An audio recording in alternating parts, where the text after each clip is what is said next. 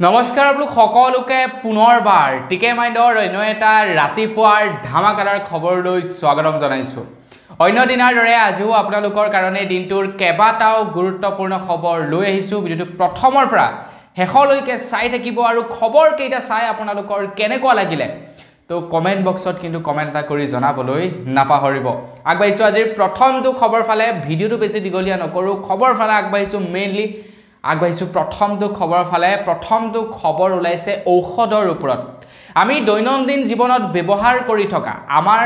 যিবিলাক মেডিচিন নেকি ডাঙৰ ডাঙৰ বেমাৰত ব্যৱহাৰ হয়, যেনে সুগাৰ, প্ৰেছাৰ, এনেকুৱা বিভিন্ন প্ৰকাৰৰ যিবিলাক নেকি মেডিচিন সচৰাচৰ মানুহে ব্যৱহাৰ কৰে, একাংশ ব্যক্তিয়ে ব্যৱহাৰ কৰে, তো তেনেকুৱা ধৰণৰ মেডিচিনত যেনেকুৱা ধৰণৰ গুণগত মানদণ্ড থাকিব লাগে তেনেকুৱা ধৰণৰ গুণগত মানদণ্ড নাই বুলি এটা ৰিপৰ্ট ওলাইছে। এটা ৰিপৰ্ট ওলাইছে যে আমাৰ ভাৰতবৰ্ষত প্ৰতিদিনে একাংশ মানুহে ব্যৱহাৰ কৰি থকা প্ৰায় 50 বিধ মেডিচিনত যি গুণগত মানদণ্ড থাকিব লাগে, যিটো পৰিমাণৰ কেমিকেল থাকিব লাগে, যিটো পৰিমাণৰ এণ্টিবায়'টিকৰ যিটো নেকি পৰিমাণ বা তাতে যিটো নেকি মলিকুল দি বনোৱা হয়, সেই মলিকুলটোৰ যিমানটো পৰিমাণ থাকিব লাগে, তাৰ যিটো নেকি গুণগত মানদণ্ড হ'ব লাগে, সেইটো প্ৰায় 50 বিধ মেডিচিনতেই নাই বুলি জনাইছে এটা ৰিপৰ্টত। গতিকে ভাবক আপোনালোকে যিবিলাক মেডিচিন নেকি দৈনিক জীৱনত ব্যৱহাৰ কৰি আছে, তো সেই মেডিচিনবিলাকেই এনেকুৱা টাইপৰ। এতিয়া মেডিচিন ছেক্টৰটোৰ বা ঔষধ বস্তুটোত মানে এটা বিৰাটে ডাৰ্ক ছাইড সোমাই আছে। তো সেইটোৰ বিষয়ে সবেই নাজানে। তো যিসকলে নেকি মেডিচিনৰ লগত জড়িত, বিশেষকৈ যিসকল নেকি ফাৰ্মাচিষ্ট বা এই মেডিকেল লাইনটোৰ লগত যিসকল জড়িত, তো তেওঁলোকে ভালদৰে বুজি পায় এই মেডিচিনৰ ডাৰ্ক ছাইডটোৰ বিষয়ে। তো ময়ো প্ৰায় 5 বছৰমান কৰিছোঁ মেডিচিন লাইনত, প্ৰায় 5 বছৰমান আছিলোঁ ফাৰ্মাচিত। গতিকে এইবিলাকৰ বিষয়ে জানো যে বৰ্তমান আমি যিবিলাক মেডিচিন ব্যৱহাৰ কৰি আছোঁ, তো সেই মেডিচিনবিলাক কিমান দূৰ প্ৰকৃততে একদম পুৰা জেনুইন মেডিচিন, কিমান মেডিচিনত কিমান মলিকুল আছে, তো সেইবিলাকৰ বিষয়ে অকণমান মানে জানো। গতিকে সেইকাৰণে কি হয়, মেডিচিন কিনিবলৈ যাওঁতে ডক্টৰে যদি প্ৰেছক্ৰাইব কৰে এটা মেডিচিন, তো সেই একেটা ধৰি লওক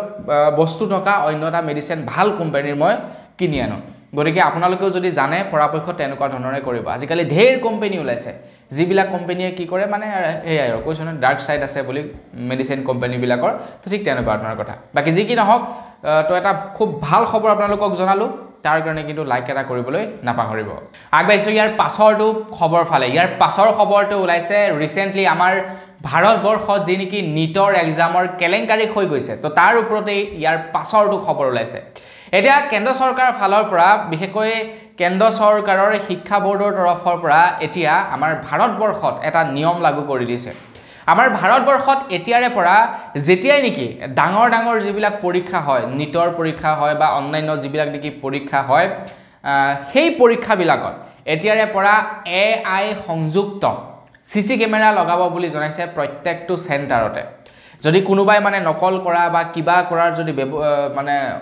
ব্যৱস্থা হাতত লয় বা তাতে যদি কিবা খেলি মেলি হয়, সববিলাক যাতে তাতে ধৰা পৰি যাওক, তো তাৰ কাৰণে কি কৰিব, এতিয়া CC কেমেৰা লগাব বুলি জনাইছে। নীটৰে হওক বা ডাঙৰ ডাঙৰ যিবিলাক পৰীক্ষা হয়, তো সেই পৰীক্ষাবিলাকত এতিয়াৰে পৰা কি কৰিব, AI সংযুক্ত CC কেমেৰা লগাব। আগবাঢ়িছোঁ ইয়াৰ পাছৰটো খবৰ ফালে। ইয়াৰ পাছৰ খবৰটো আকৌ সেই নীটৰ এক্সামৰ ওপৰতে ওলাইছে। খবৰ ওলাইছে যে বৰ্তমানলৈকে প্ৰায় 25 জন লোকক গ্ৰেফতাৰ কৰিছে নীটৰ এক্সামৰ পেপাৰ লিকৰ লগত জড়িত থকা মানুহক। প্ৰায় 25 জন লোক জড়িত আছে বুলি জনাইছে। মই আপোনালোকক প্ৰায় কেইটা খবৰত জনাই আহিছোঁ, এইবাৰ যি নেকি নীটৰ এক্সাম হৈছিলে, তো সেই নীটৰ এক্সামত এখন পেপাৰ 30 লাখ টকাত বিক্ৰী হৈছিলে। এখন পেপাৰ 30 লাখ টকাত বিক্ৰী হৈছিলে, আৰু সেইকাৰণেই হয়তো এইবাৰ হঠাতে নীটৰ এক্সাম ৰিজাল্টটো ঘোষণা কৰি দিলে। যিদিনাখনি আপোনাৰ লোকসভা নিৰ্বাচনৰ ৰিজাল্ট ঘোষণা কৰিছিলে, আই থিংক তাৰ আগদিনাখন নে তাৰ পাছদিনাখন নে সেইদিনাখনে, মুঠতে নিৰ্বাচনৰ ৰিজাল্ট ঘোষণা কৰাৰ কেইদিনতে কি কৰিছিলে, নীটৰো এক্সামৰ ৰিজাল্ট ঘোষণা কৰি দিলে। মানে মানুহৰ কি হৈ যায়, নীটৰ এক্সামৰ ওপৰত ইমান ইণ্টাৰেষ্টেড নহয় মানুহবিলাক, কিন্তু লোকসভা নিৰ্বাচনৰ ৰিজাল্টটোৰ ওপৰত মানুহ বেছি ইণ্টাৰেষ্টেড আছে। কিন্তু ইণ্টাৰেষ্ট থাকিব লাগিছিলে মানুহৰ কাৰ ওপৰত, নীটৰ এক্সামটোৰ ওপৰত। কিন্তু ইণ্টাৰেষ্ট আছিলে কাৰ ওপৰত, মানুহৰ লোকসভা নিৰ্বাচনৰ ওপৰত। ৰিজাল্টটো কেনেকুৱা হ'ব, কি হ'ব, তো তাৰ ওপৰত মানুহৰ বেছি ইণ্টাৰেষ্ট আছিলে। কিন্তু সেইকাৰণে এইবাৰ নীটৰ যি নেকি ৰিজাল্ট, সেয়া মানে লুকাই গৈছিলে নিৰ্বাচনৰ ৰিজাল্টৰ আগত। কিন্তু যিসকলে খবৰ লৈ আছে তেওঁলোকে খবৰ লৈ থাকে তো ধৰা পৰি গ'ল ভাবক 25 জন গ্ৰেফতাৰ হৈছে 30 লাখ টকা লৈছিলে এখন পেপাৰৰ বাবদ আগবাইছো ইয়াৰ পাছৰটো খবৰ ফালে ইয়াৰ পাছৰ খবৰটো ওলাইছে ঘেহুৰ ওপৰত আমাৰ ভাৰতত এতিয়া ভাৰত চৰকাৰৰ ফালৰ পৰা এটা নিয়ম বান্ধি দিছে এতিয়াৰে পৰা ঘেহু যিসকলে নেকি ষ্টক কৰে যিসকলে নেকি ঘেহু ৰ মেটেৰিয়েল বিক্ৰী কৰে এটা ডাঙৰ ডাঙৰ কোম্পানী বিলাকক কি কৰে কিছুমান ডাঙৰ ডাঙৰ হোলসেলাৰ থাকে তেওঁলোকে কি কৰে সৰু খুৰা থলুৱা কৃষক বিলাকৰ পৰা ঘেহু ক্ৰয় কৰি ডাঙৰ ডাঙৰ যিবিলাক নেকি কোম্পানী থাকে যিবিলাকে নেকি আটা ময়দা এইবিলাক ম্যানুফ্যাকচাৰ কৰে তো তেওঁলোকক ডাঙৰ ডাঙৰ হোলসেলাৰ বিলাকে বিক্ৰী কৰে ঘেহু ৰ মেটেৰিয়েলটো তেওঁলোকে ডাইৰেক্টলি ঘেহুটো বিক্ৰী কৰি দিয়ে পিসি মেলি বিক্ৰী কৰি নিদিয়ে ডাইৰেক্টলি ঘেহুটো বিক্ৰী কৰে তো তাৰ পাছত কোম্পানী সমূহে কি কৰে সেই এটা ঘেহুৰ পৰাই আপোনাৰ ময়দা উলিয়াব আটা উলিয়াব তো এইবিলাক বস্তু তেওঁলোকে উলিয়ায়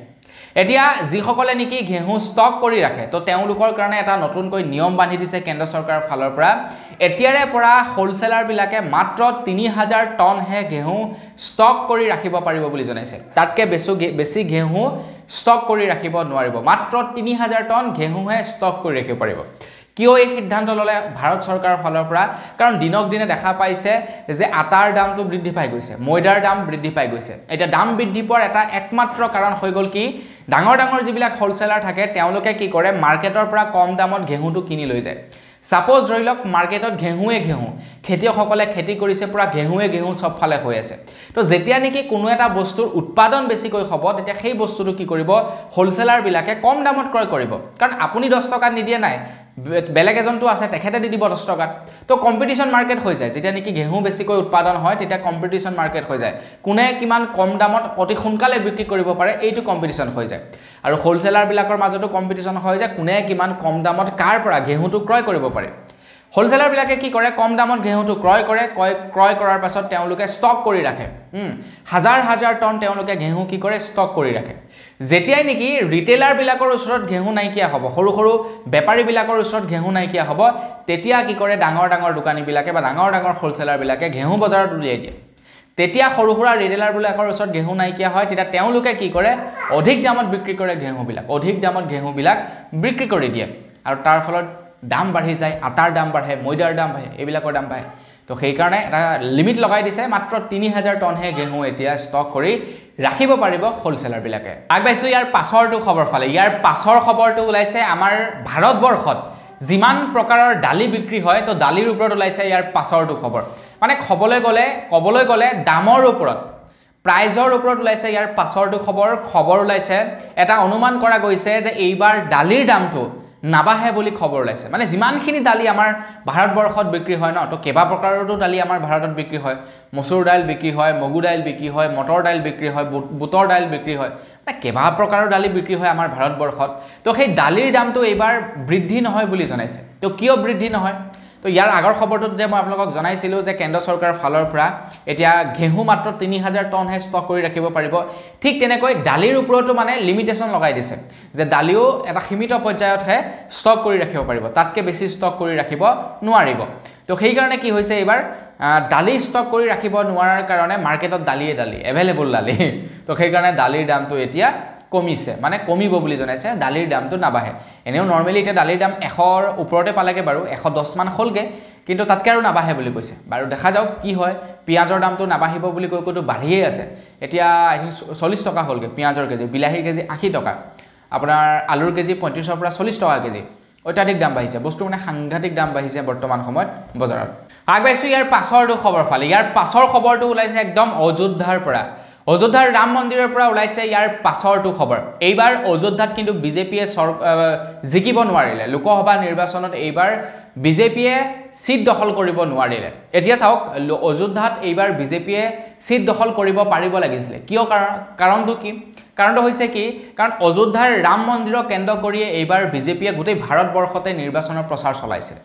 তো জি দুখৰ ঠাইক লৈ এইবাৰ নিৰ্বাচনৰ প্ৰচাৰ চলাইছিলে তো সেই ঠাই দুখৰতে বিজেপিয়ে সিট দখল কৰিব নোৱাৰিলে এইটো আটাইতকৈ মানে দুখ লগা খবৰ কিয়নো তাত হিন্দু মানুহ যথেষ্ট পৰিমাণৰ বেছি আছে অযোধ্যা বুলি ক'লে এটা ধৰ্মৰ নগৰী গতিকে তাত হিন্দু মানুহৰ সংখ্যা যথেষ্ট পৰিমাণৰ বেছি তো তাৰ পাছতো জিকিব নোৱাৰিলে বিজেপিয়ে এতিয়া কিয় জিকিব নোৱাৰিলে তো ইয়াৰ ওপৰত মই বাৰু নিৰ্বাচনৰ ৰিজাল্ট ঘোষণা কৰাৰ পাছতে আপোনালোকক জনাইছিলো যে কি কাৰণত তাত জিকিব নোৱাৰিলে তো তাতে কেইবাটাও কাৰণ আছিল যি কেইটা কাৰণত নেকি অযোধ্যাত চৰকাৰ গঠন কৰিব নোৱাৰিলে বিজেপিয়ে এতিয়া অযোধ্যাত চৰকাৰ গঠন কৰিব নোৱাৰাৰ পাছতে বিজেপিয়ে কেইটামান সিদ্ধান্ত লৈছে এতিয়া অযোধ্যাবাসীৰ কাৰণে অযোধ্যাবাসীৰ মন ভাল লগাবৰ কাৰণে চৰকাৰে প্ৰায় 5টাকৈ ভাল পদক্ষেপ হাতত লৈছে অযোধ্যাৰ বাবে প্ৰথমে হৈ গ'ল যে তাতে যিবিলাক নেকি দোকানীক উঠাইছিলে দোকান ভাঙিছিলে তেওঁলোকক এতিয়া মানে দোকান দিয়াৰ ব্যৱস্থা কৰি দিয়া হ'ব বুলি কৈছে তাৰ লগে লগে অযোধ্যাত যি নেকি ভিআইপিৰ ব্যৱস্থা কৰা হৈছিলে তো সেই ভিআইপিৰ ব্যৱস্থাটো অতৰাই দিছে বুলি ইয়াৰ পাছৰটো খবৰ ওলাইছে না তো তাৰ লগে লগে এইটো খবৰ ওলাইছে যাতে অযোধ্যাত বোলে সৰু সুৰা যিবিলাক নেকি মন্দিৰ আছিলে সেইবিলাক ভাঙিব বুলি কৈছিলে পুৰণা যিবিলাক মন্দিৰ আছিলে সেইবিলাক ভাঙি পেলাব বুলি কৈছিলে কিন্তু সেইবিলাক এতিয়া ভাঙি নেপেলাই সেইবিলাক তেনেকৈ থাকিব বুলি কৈছে মুঠৰ ওপৰত ক'বলৈ গ'লে কেইবাটাও মানে ভাল সিদ্ধান্ত লৈছে অযোধ্যাবাসীৰ কাৰণে প্ৰায় 5টাকৈ ভাল সিদ্ধান্ত লৈছে তো মানে তেওঁলোকে শুধৰণি কৰিব বিচাৰিছে কাৰণ আহি আছে বিধানসভাৰ নিৰ্বাচন তো বিধানসভাৰ নিৰ্বাচনতো যদি ঠিক একেই ধৰণৰ দখাই হয় তেতিয়া তেওঁলোকৰটো বিজেপিৰটো হেৰি হৈ যাব না কি বুলি কয় মানে অলপ বেয়া হৈ যাব তেওঁলোকৰ বেয়া ইম্পেক্ট পৰিব সো সেইকাৰণে এইকেইটা মানে ভাল সিদ্ধান্ত লৈ পেলাইছে অযোধ্যাৰ ওপৰত আগবাইছো ইয়াৰ পাছৰটো খবৰ ফালে ইয়াৰ পাছৰ খবৰটো ওলাইছে মা কামাখ্যা মন্দিৰৰ পৰা মা কামাখ্যা মন্দিৰত বৰ্তমান সময়ত অম্বুবাচী মেলা চলি আছে তো খবৰ ওলাইছে যে যোৱাকালি বোলে অম্বুবাচী মেলালৈ যিসকল নেকি ঋষিমুনি আহিছে যিসকলে নেকি আঁতৰৰ পৰা আহিছে মানে আমাৰ ভাৰতবৰ্ষৰ বিভিন্ন ৰাজ্যৰ পৰা যিসকল ঋষিমুনি আহিছে তো তেওঁলোকক বোলে পুলিচ প্ৰশাসনে কিবা কাৰণত গতিয়াগতি কৰিছিলে মানে ঠেলাঠেলি কৰিছিলে আৰু যাক লৈ পুৰা গোটেই যোৱাকালি কামাখ্যাৰ চৌহদ উত্তপ্ত হৈ পৰিছিলে বুলি জনাইছে কাৰণ হাজাৰ হাজাৰ ভক্তগণ আহিছে বিশেষকৈ ঋষিমুনিসকলৰ কথা যদি কওঁ হাজাৰ হাজাৰ ঋষিমুনি আহিছে অম্বুবাচী মেলালৈ তো তেওঁলোকক বোলে হতাহতি কৰাক লৈ তেওঁলোকে ক্ষুণ্ণ হৈছে তেওঁলোকে বেয়া পাইছে আৰু যাক লৈ পুৰা উত্তপ্ত হৈ পৰিছিলে যোৱাকালি কামাখ্যা মন্দিৰৰ চৌহদ এতিয়া কিয় কাৰণে ঠেলাঠেলি কৰিব লগা হ'ল কিয় হতাহতিৰ সৃষ্টি হ'ল তো এই সন্দৰ্ভত এতিয়ালৈকে সবিশেষ তথ্য পোৱা নাই বাকি আপোনালোকে জানে যদি মোক কমেন্ট বক্সত লিখি থৈ যাব আগবাইছো ইয়াৰ পাছৰটো খবৰ ফালে ইয়াৰ পাছৰ খবৰটো ওলাইছে কুকুৰাঝাৰৰ পৰা কুকুৰাঝাৰৰ LIC অফিচৰ প্ৰায় 34 লাখ টকা চিলনি চোৰে কাঢ়ি নিলে বুলি খবৰ ওলাইছে খবৰ লোৱা অনুসৰি কুকুৰাঝাৰৰ LIC ব্ৰাঞ্চৰ LICৰ মানে যেটো নেকি মেইন ব্ৰাঞ্চ তো LIC মেইন ব্ৰাঞ্চৰ প্ৰায় 34 লাখ টকা এক্সিস বেংকত জমা দিবলৈ গৈছিলে LICৰ অফিচৰ পৰা LIC অফিচৰ পৰা প্ৰায় 34 লাখ টকা জমা কৰিবলৈ গৈছিলে এক্সিস বেংকৰ শাখাত তো পইচা জমা কৰিবলৈ যাওঁতেই তাৰে এজন কৰ্মচাৰীয়ে পইচা হাতত লৈ গৈ আছিল মানে বেগ এটাত ভৰাই কিনে বেগটো লৈ গৈ আছিল কিন্তু হঠাতে দুজন বাইক আৰোহী দুজন আহিলে আহি বেগটো ললে আৰু বাপেকে পলালে প্ৰায় 34 লাখ টকাৰ কি কৰি দিলে হঠাতে ডকাইতি কাণ্ড সংঘটিত কৰি দিলে কুকুৰাঝাৰত কিন্তু এতিয়ালৈকে ধৰা পৰা নাই কোনে পইচাটো নিলে কোনে নাই নিয়া সো ভাবকচোন বাৰু 34 লাখ টকা তো কেনেকৈ গম পালে যে সেই চুৰ দুজনে যে তেওঁলোকৰ হাতত 34 লাখ টকা আছে বা সেইজন ব্যক্তিয়ে সেই পইচাসমূহ জমা কৰিবলৈ গৈছে সেইটো এটা ডাঙৰ কথা এতিয়া কি হয় দেখা যাওক এই সন্দৰ্ভত কি খবৰ ওলাই মই আপোনালোকক অনাগত সময়ত জনাই যাম আগবাইছো ইয়াৰ পাছৰটো খবৰ ফালে ইয়াৰ পাছৰ খবৰটো আপোনালোকৰ কাৰণে এটা ভাল খবৰ ওলাইছে অসম চৰকাৰ ফালৰ পৰা আপোনালোকৰ কাৰণে 3টাকৈ মোবাইল নাম্বাৰ জাৰি কৰা হৈছে এই 3টা মোবাইল নাম্বাৰ নকি এই 3টা মোবাইল নাম্বাৰৰ জৰিয়তে আপোনালোকক যদি কেতিয়াবা কোনোবা চৰকাৰী অফিচাৰে যদি ঘুষ লয় সাপোজ আপোনালোকে যেনবা বাইক এখন লৈ গৈছে গাড়ী এখন লৈ গৈছে আপোনালোকক কি কৈছে কোনোবা এজন ট্ৰাফিক পুলিচে 100 টকা বিচাৰিছে বা 1000 টকা বিচাৰিছে বা আপোনালোকে কোনোবা অফিচত কাম কৰিবলৈ গৈছে আপোনালোকক কাম কৰাৰ বিনিময়ত পইচা বিচাৰিছে বা আপোনালোকৰ বেংকৰ পৰা কোনোবাই পইচা আপুনি নজনাকৈ উলিয়াই লৈ গৈছে মানে যিবিলাক নেকি বিত্তীয় প্ৰবঞ্চনা বুলি কোৱা হয় বিত্ত সাইবাৰ ফ্ৰড বুলি কয় তো সেইবিলাকৰ যদি আপোনালোকে ফসে তেন্তে এই 3টা নম্বৰত আপোনালোকে কল কৰি আপোনালোকে কমপ্লেইন দিব পাৰিব বুলি কৈছে এটা নম্বৰ কেইটা আপোনালোকক জনাই দিছো 19301915 1064 এই 3টা নম্বৰত আপোনালোকে কল কৰি আপোনালোকে কমপ্লেইন দিব পাৰে কিন্তু আপোনালোকে এটো ট্ৰাই কৰি চাইছে না নাইছো নাজানো কেতিয়াবা এনেকুৱা বিলাক নম্বৰত এদিন মই কল কৰিছিলো কিবা কাৰণত তো যেটা নেকি কল কৰিলো তেতিয়া তেওঁলোকে বেলেগ এটা কথা মানে তেওঁলোকে মই যেটো কাৰণত কল কৰিছিলো তাৰ প্ৰপাৰ যেটো নেকি মই সলিউশন পাব লাগিছিল সেইটো নাপালো আগবাইছো ইয়াৰ পাছৰটো খবৰ ফালে ইয়াৰ পাছৰ খবৰটো ওলাইছে কুকুৰাঝাৰ ডিস্ট্ৰিক্টৰ বাবে আপুনি বাৰু এই ভিডিওটো কুকুৰাঝাৰৰ পৰা চাই আছে নেকি কমেন্ট এটা কৰি জনাব আপোনাৰ যদি কোনোবা বন্ধুবৰ্গ কুকুৰাঝাৰত আছে তেন্তে এই খবৰটো আপোনালোকে তেখেতলৈ শ্বেয়াৰ কৰি দিয়ক কোকৰাঝাৰবাসীৰ কাৰণে এটা ভাল খবৰ ওলাইছে একচুৱেলি এটা ভাল খবৰ নহয় কোকৰাঝাৰবাসীক এতিয়া অসম চৰকাৰৰ ফালৰ পৰা প্ৰায় 7টাকৈ ভাল গিফ্ট আগবঢ়াইছে অসম চৰকাৰৰ ফালৰ পৰা এতিয়া কোকৰাঝাৰবাসীৰ ক্ৰিয়া আন্তঃগাঁথনি উন্নত কৰিবৰ কাৰণে প্ৰায় 7টাকৈ প্ৰকল্প হাতত লৈছে অসম চৰকাৰৰ ফালৰ পৰা এতিয়া কি কৰিব কি নকৰিব কোকৰাঝাৰত তাৰ ভিতৰত হৈ গ'ল প্ৰায় কোকৰাঝাৰত এতিয়া ক্ৰিকেট ষ্টেডিয়াম বনাব বুলি জনাইছে তাৰ লগে লগে কোকৰাঝাৰত এতিয়া টেনিছ গ্ৰাউণ্ড বনাব বুলি জনাইছে ফুটবল ষ্টেডিয়াম বনাব বুলি জনাইছে তো এনেকুৱা ধৰণৰ প্ৰায় মুঠতে 7টাকৈ ভাল প্ৰকল্প হাতত লৈছে কোকৰাঝাৰবাসীৰ কাৰণে কোকৰাঝাৰত যাতে ক্ৰিয়া আন্তঃগাঁথনি উন্নত কৰিব পাৰি তো তাৰ কাৰণে এনেকুৱা ধৰণৰ ব্যৱস্থা হাতত লৈছে সো আপুনি যদি কোকৰাঝাৰৰ পৰা চাই আছে লাইক এটা কিন্তু ডেফিনেটলি কৰিব আৰু আপোনাৰ যদি কোকৰাঝাৰ কোনোবা বন্ধুবৰ্গ আছে তেখেতলৈ ভিডিঅ'টো শ্বেয়াৰ কৰি দিয়ক তো কোকৰাঝাৰবাসীয়ে এই খবৰটো শুনি বিশেষকৈ খুব ভাল পাব আগবাইছো ইয়াৰ পাছৰটো খবৰ ফালে আপোনালোকৰ তাত বাৰু এইকেইদিন বতৰ কেনেকুৱা কমেণ্ট এটা কৰি জনাব বৰষুণ দি আছে নে ৰ'দ দি আছে সেইটো কমেণ্ট এটা কৰি জনাব এইকেইদিন আমাৰ ইয়াতে ৰ'দ আছে বৰষুণ নাই বাৰু একদম পুৰা মধ্যমীয়া বতৰ ৰ'দো আৰু বৰষুণৰ মানে মিডলত আছে আমাৰ ইয়াতে এইকেইদিন এটা খবৰ ওলাইছে যে আমাৰ অসমৰ বিভিন্ন স্থানত বৰ্তমানও কিন্তু বানপানীৰ পৰিস্থিতি সৃষ্টি হৈ আছে বিভিন্ন স্থানত এতিয়াও বানপানী হৈ আছে তো সেই সময়তে এতিয়া খবৰ এটা ওলাইছে আমাৰ বানপানীৰ ওপৰত এটা ৰিপৰ্ট ওলাইছে যে এতিয়ালৈকে কিমান লোক বানাক্ৰান্ত হৈছে বা কিমান লোক বৰ্তমানেও বানপানীত আছে তো ইয়াৰ ওপৰত মন্ত্ৰী হিমন্ত বিশ্ব শৰ্মাদেৱে এটা তেখেতৰ ফালৰ পৰা এটা ৰিপৰ্ট দিছে তো সেই ৰিপৰ্ট অনুসৰি খবৰ ওলাইছে বৰ্তমান সময়ত আমাৰ অসমত প্ৰায় 10খন ডিষ্ট্ৰিক্ট বানত আক্ৰান্ত হৈ আছে প্ৰায় 631খন গাঁও বানত আক্ৰান্ত হৈ আছে বুলি জনাইছে আৰু তাৰে প্ৰায় 1,70,148 জন লোক ইয়াতে মানে ইফেক্টেড হৈছে বুলি জনাইছে মানে বানত এতিয়াও বৰ্তমান সময়ত তেওঁলোক বানপানীৰ অৱস্থাতে আছে আৰু তাৰ লগে লগে প্ৰায় 102টা ৰিলিফ কেম্প স্থাপন কৰা হৈছে বুলি জনাইছে সো বন্ধু বান্ধৱীসকল কমেণ্ট এটা কৰি জনাব আপোনালোকৰ তাতো বানপানী পৰিস্থিতি বৰ্তমান কেনেকুৱা আগবাইছো ইয়াৰ পাছৰটো খবৰ ফালে ইয়াৰ পাছৰ খবৰটো ওলাইছে আদিবাসী লোকসকলৰ কাৰণে তো আদিবাসীসকলে এই খবৰটো খুবেই ভাল পাব তো আমাৰ যেনেকৈ নেকি অসমীয়াৰ এটা বিহু নৃত্য আছে বিহু মানে বিহু ঠিক তেনেকৈ ধৰি লওক মিচিংসকলৰ তেওঁলোকৰ যিটো নাচ সেইটো বেলেগ এটা কয় দেউৰীসকলৰ যিটো নাচ তেওঁলোকক সেইটো বেলেগকৈ কয় মানে প্ৰত্যেকটো আৰু জাতিৰে বেলেগ এটা তেওঁলোকৰ নাচ আছে তো ঠিক তেনেকৈ আদিবাসীসকলৰ ঝুমুৰ নৃত্য তো সেইটোতো আপোনালোকে নিশ্চয় কেতিয়াবা নহয় কেতিয়াবা বিদ্যালয়ত আপোনালোকে দেখা পাইছে ঝুমুৰ নৃত্য এটা খবৰ ওলাইছে ঝুমুৰ নৃত্যক আৰু আগবঢ়াবৰ কাৰণে আমাৰ অসম চৰকাৰে এতিয়া ব্যৱস্থা হাতত ল'ব বুলি জনাইছে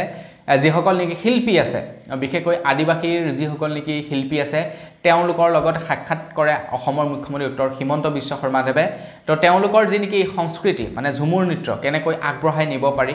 বিহু যথেষ্ট পৰিমাণৰ বৰ্তমান আগবাঢ়িছে বুলি ক'ব পাৰি কাৰণ ৱৰ্ল্ড ৰেকৰ্ড কৰিছে বিহুৱে নহয় জানো বিহুৱে বৰ্তমান সময়ত বিশ্বৰ দৰবাৰত স্থান পাইছে একাংশ লোকে বিহুক বৰ্তমান সময়ত চিনি পাইছে আৰু তাৰ লগে লগে আমাৰ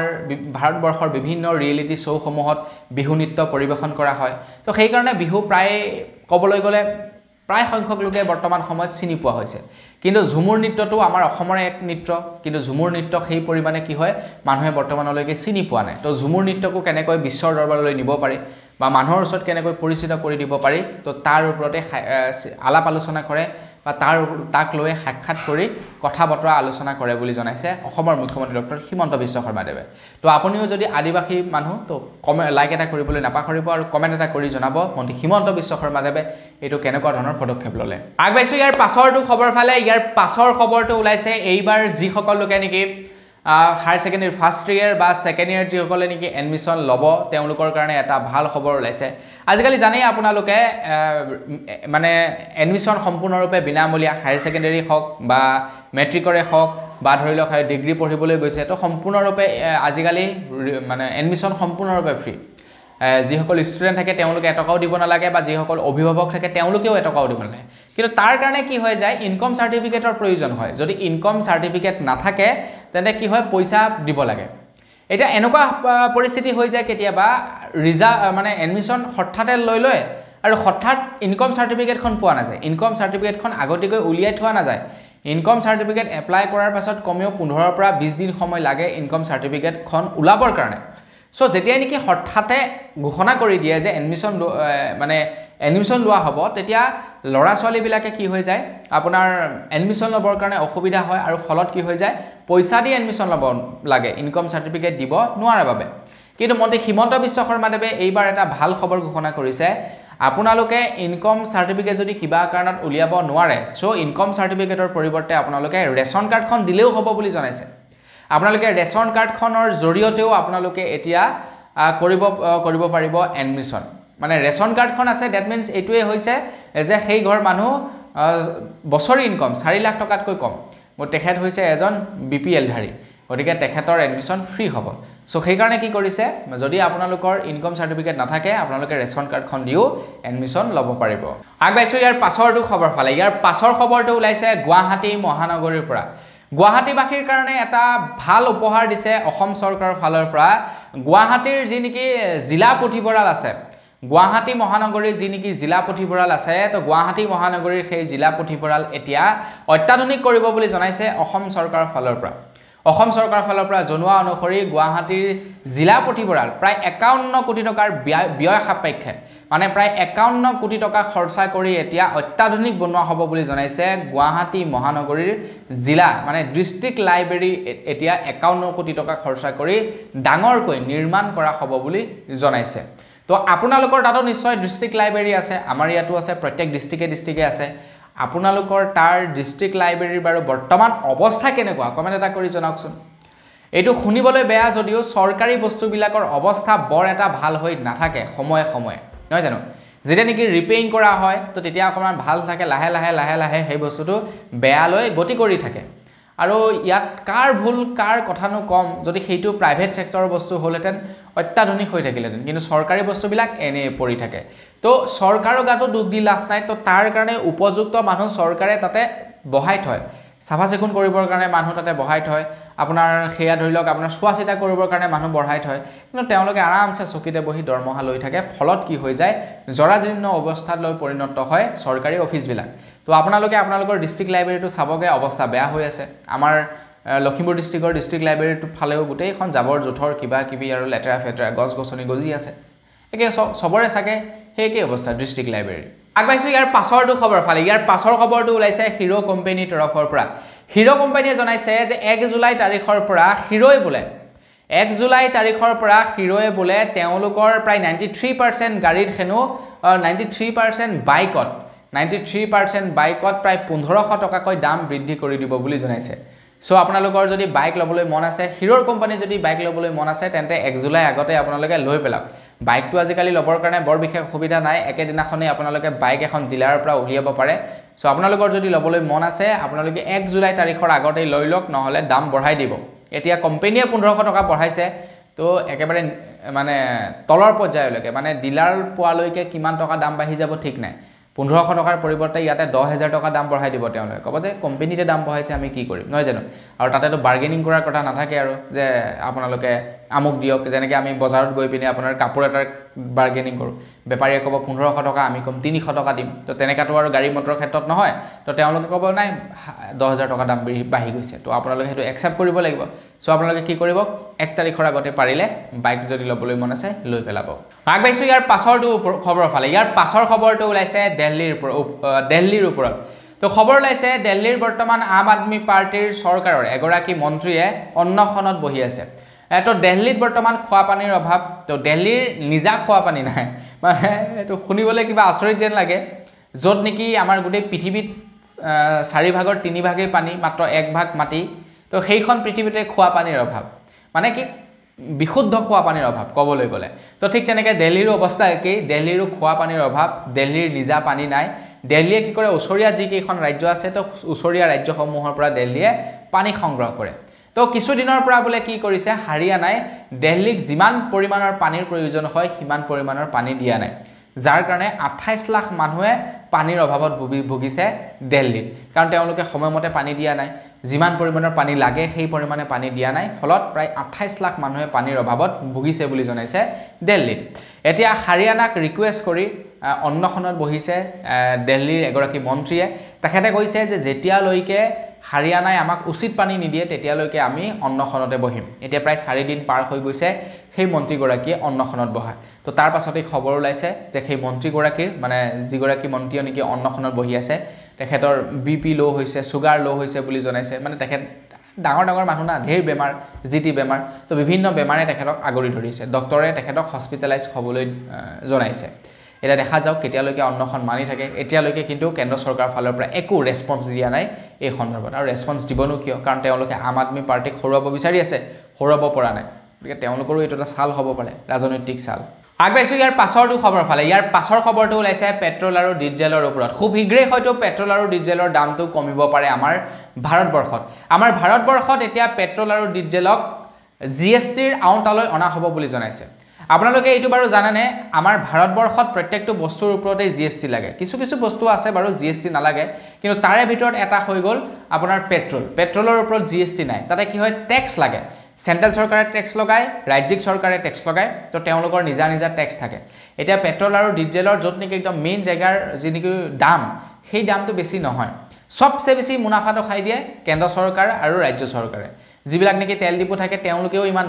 লাভ খাব নোৱাৰে তেওঁলোকে খুব কম বেছি পৰিমাণে কিবা এটা লাভ খায় আৰু পেট্ৰল ডিপো সময় তো যিবিলাক নেকি ডাঙৰ মালিক থাকে মানে যিবিলাকে নেকি তেলটো উৎপন্ন কৰে তেওঁলোকেও বেছি লাভ খাব নোৱাৰে তেওঁলোকেও 2-3% কিবা এটা তেওঁলোকে লাভ খায় ঠিক তেনেকৈ তেল ডিপো বিলাকেও 2-3% কিবা এটা তেওঁলোকে লাভ পায় তো মেইন লাভটো পাই যায় কোনে কেন্দ্ৰ চৰকাৰ আৰু ৰাজ্য চৰকাৰে তেওঁলোকে 100% মানকে তেওঁলোকে প্ৰফিট খাই দিয়ে পেট্ৰলৰ দামটো যদি একদম তলিত 35 টকা তো ৰাজ্য চৰকাৰে লয় 35 টকা এফালে আপোনাৰ ৰাজ্য চৰকাৰে 30 টকা মান পাৰ লিটাৰ প্ৰফিট খাই দিয়ে তাৰ পিছত আপোনাৰ কেন্দ্ৰ চৰকাৰে পাৰ লিটাৰ 30 টকা মান প্ৰফিট খাই দিয়ে মানে ইমানে ধামাকা প্ৰফিট খায় ৰাজ্য আৰু কেন্দ্ৰ চৰকাৰে তো এইটো পেট্ৰলৰ আৰু ডিজেলৰ কথাটো আমাৰ অসমতে যে তেনেকুৱা নহয় সবৰ ক্ষেত্ৰতে মানে সব ৰাজ্যৰ ক্ষেত্ৰতে ঠিক তেনেকুৱা ধৰণৰ কেন্দ্ৰ চৰকাৰে প্ৰফিট খাব তাৰপিছত ৰাজ্য চৰকাৰে প্ৰফিট খাব